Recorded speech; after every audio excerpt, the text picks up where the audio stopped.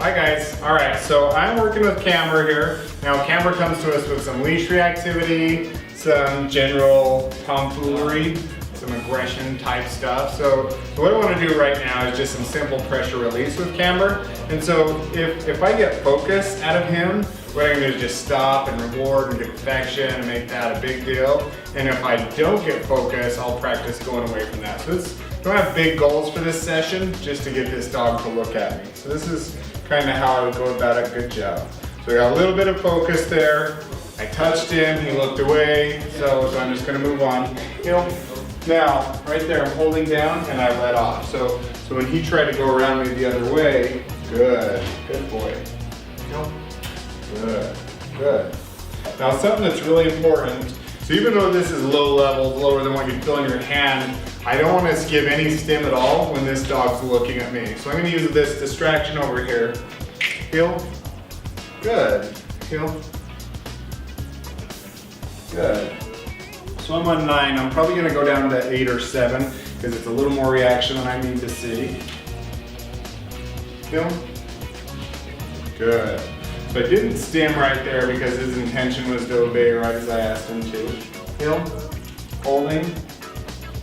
And let up. Good boy. Good boy.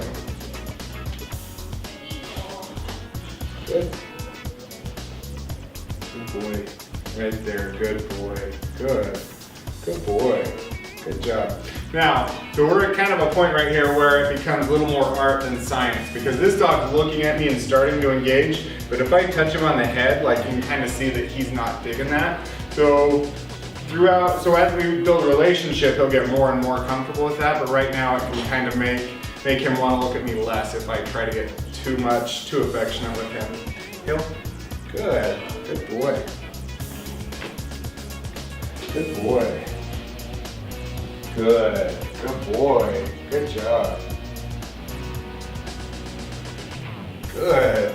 Good boy. He reacts to tones really well. Yeah. You start saying good boy and his tail goes. Yeah. Good job, buddy. Yeah. He's happier when I'm not petting him. There's a little stranger danger there for that. Good job. He'll get over, huh? Yeah, he definitely will. Heel.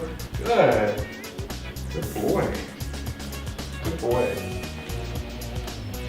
So when we get a dog in like this, it's typically because the owners spend some time training, and so he kind of knows the difference between good boy and everything else. So that when you see him lighten up, I typically see a dog that's had some hours of training, right? You ever think about that? Yeah. Yeah. Good job. You know that they've probably worked with some treats and helped them understand some behaviors and stuff, and so like, I am a good boy. Good boy. Good job. Hey, give a nice focus. Good. Right there. Heel. Good, right there. Heel. Good. You notice every time you approach the window, he gets a little bit hesitant. Yeah. And so as you move away from the window, he focuses on you and he looks up, and then you turn towards the window, and I think he sees the commotion out there. Yeah, so we have some cars driving by in the parking lot. Sometimes we have people walking by and other dogs out there. So this may be the dog that sits in front of the window. Yeah, because I'll bet if he's looking at the window, he doesn't give you that focus and tail wag. I don't know. Right, yeah, so we can kind of try that. We watch. Heel. Good boy. Good. Heel. Yeah, Good. I think he's just a little nervous about the outside. Good boy. Good boy. Good job, Tom. Heel, so I'm going to hold right there to keep him from foraging. Heel, holding, and let up. Good. Heel. Good. Good.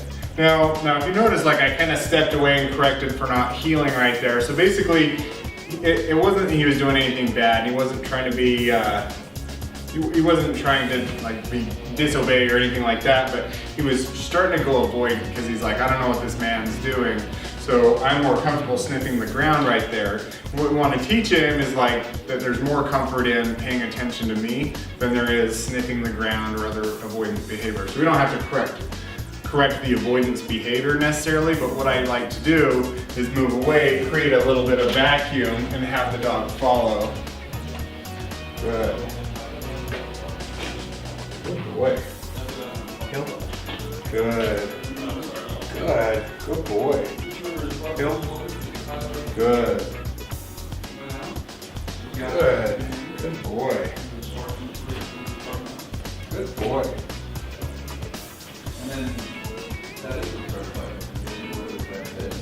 All right, so at this point, we talked about this a little bit, but I'm looking for a way to stop. So once I get eye contact, I'm gonna release him and that'll be the end of the session. So as I take him and let him go play with his friends, I want what he takes back to be the fact that he gave me eye contact and won from that. Heel. Good. Okay, yay, good job, buddy.